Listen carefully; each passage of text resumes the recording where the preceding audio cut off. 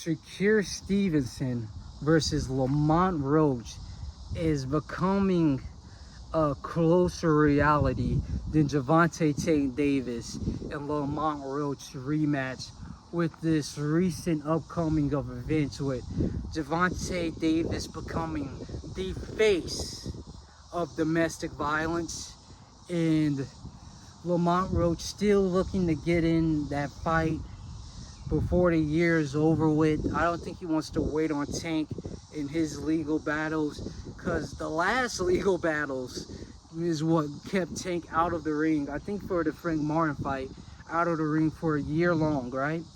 So Shakur Stevenson puts it out there. Lamont Roach fight is an extremely good fight, and I think it's going to be a highly, not only high IQ, but highly technical fight, right? Because looking at both of these fighters, you got Shakur Stevenson. We know what Shakur has officially showed it all. He has literally showed it all. We showed that he can win a fight without punching against Edwin De Los Santos with pure movement. He can win a fight with a brawler and Zapata, hundreds of punches being thrown at him. He can still dodge, defend, and counter. And then he kind of had Artem Haratuyan, okay, I'm done with that.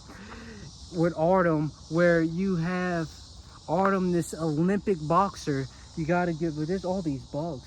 This Olympic boxer who's very, like, technical.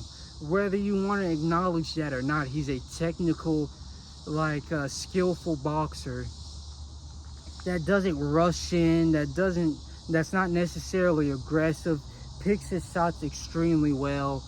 And so when they came together, we finally saw, like, the Infinity Songs.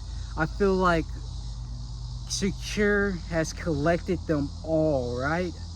He's collected everything there is to do in boxing. He, not necessarily from an achievement point, but stylistically, everything he has fought, right? So fighting Lamont Roach will be like another day in the office for him. Lamont Roach, he is a intelligent fighter too, smarter than Tank Davis, which in Tank Davis, he and his team, they developed some of the greatest game plans to just come at their opponents and knock them out of the ring, right?